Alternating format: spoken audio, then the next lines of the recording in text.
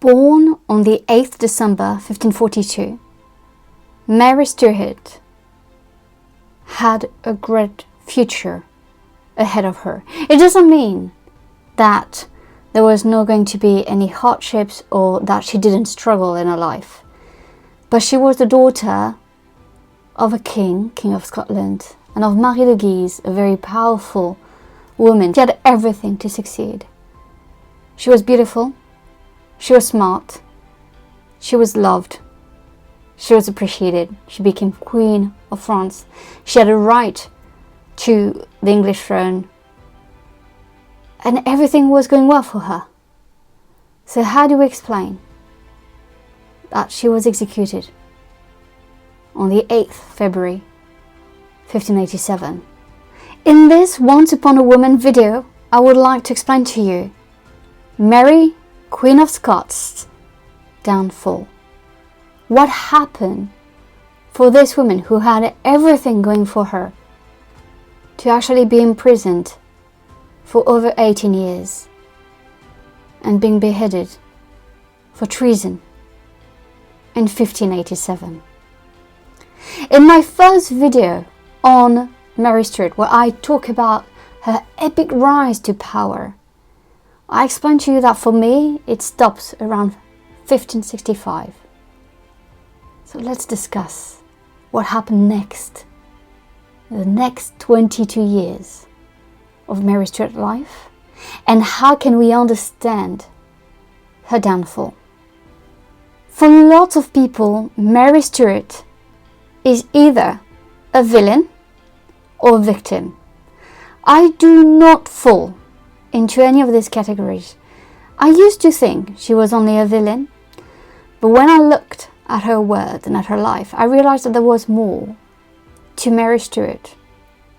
I realized that she was a very complex historical figure, and that yes, she did make mistakes. I will stand by this. But there are also some circumstances that really didn't help her and in the choices she had to make. For me, the first step that is going to lead to Mary Stuart's downfall is definitely her marriage, her second marriage, to Henry Stuart, Lord Darnley. Though this match seemed to be a very good move for Mary, because it would give her, more rights, more legitimacy to the English throne. And so politically, from her point of view, it looked like a good thing to do, a good choice to make. Realistically, it was a really bad one, mostly because Henry Stuart, Lord Darnley, was probably not far from being a monster himself. He was highly narcissist, and he really thought that he was going to become the political master of Mary Stuart. But I would even go further than that. He probably thought he was going to be the master of Mary Stuart. He didn't really realize who he was marrying, and she didn't realize who she was marrying. Mary Stuart is not a doll. She's not, a quiet figure. She's someone who's witty, she's someone who's smart, she's someone who has her own opinion. She's quite a strong kind of female historical character. And though we don't see that in all her letters, we definitely see that in the letters that have been deciphered recently. There is something very powerful and special about Mary Stuart. Her marriage with Henry created the beginning of her downfall. It's the first step towards her downfall. The marriage is not a happy one. She's going to have a son, James. So I guess that's a happy thing that happened through that marriage. But it's not a happy marriage. Henry is a violent man. He's not a nice man. And she's going to maybe be confiding to her, secretary David Rizzio. There's going to be a friendship there. I do not believe really in the rumors of them having an affair. I don't think Mary Stuart, like many other women, were not that stupid to have an affair. I don't think she was that type of woman. Did she, looked for comfort? I think emotional comfort, yes. I don't think she looked for anything else, if I'm honest with you.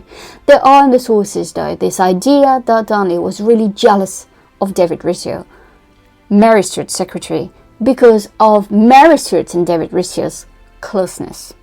We have letters where he expressed doubt of his wife to be too close to David Rizzio. But there's a turning point as well in the brutality, the violence, the cruelty of Henry Darnley. On the evening of the 9th March 1566, Mary, Queen of Scots, was eating in a private apartment in the palace of Holyrood in Edinburgh.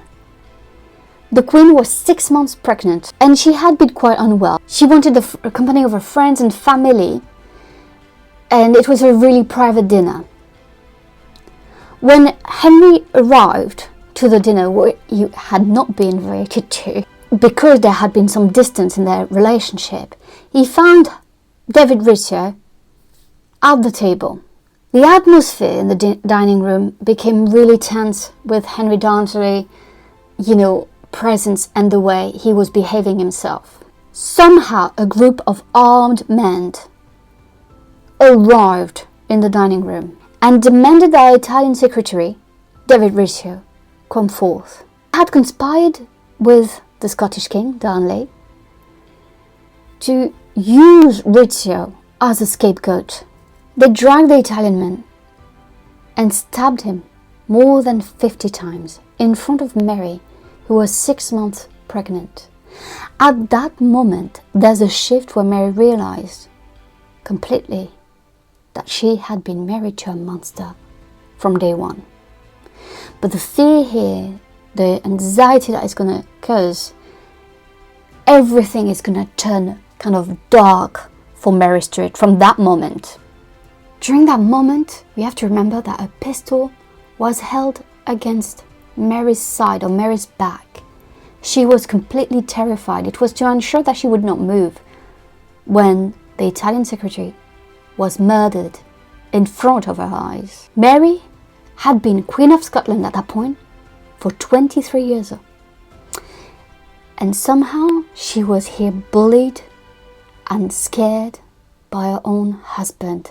In 1566, both Scottish Queen and King, Mary and Henry, were in the midst of problems with Scottish rebels. And so Mary had to be here very clever on how she was going to approach now the murder of her secretary and the next step that she had to take.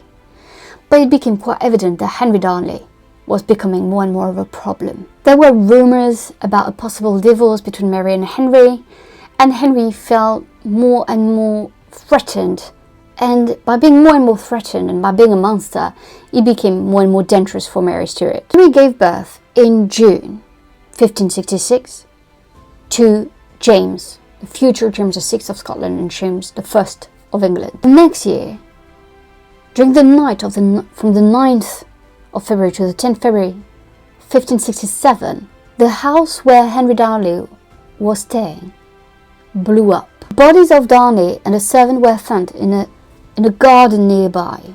They didn't seem to have been victims of the blast, but they seem to have been asphyxiated, trying to escape what was happening. And that is the second step to Mary's downfall.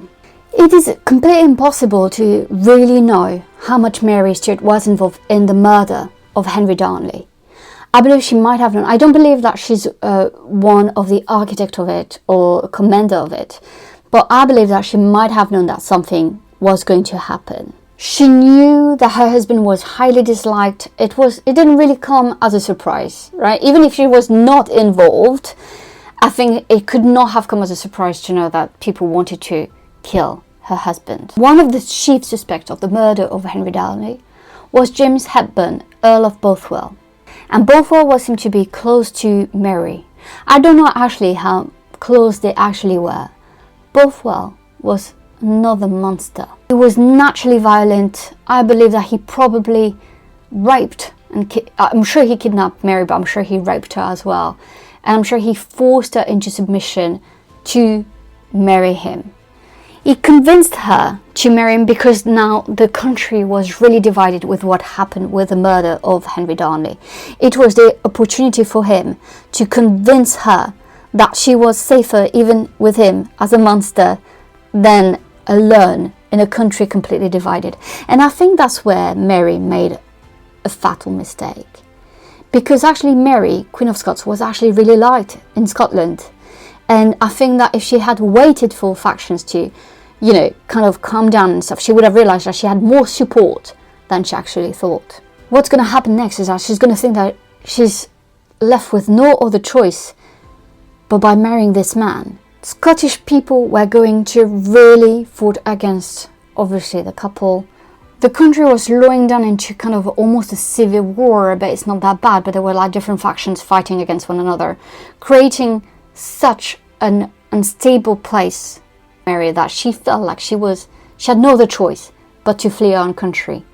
Her destination was, however, not France, which is quite surprising, because in France she would have had a lot more support. Made her third fatal mistake by going to England in 1568. And why do I say this? I say this because her relationship with Elizabeth was not really defined as a good one. It was very, I mean, even if you can find in the 1560s some letters of support between the two cousins, they're not close to one another at all.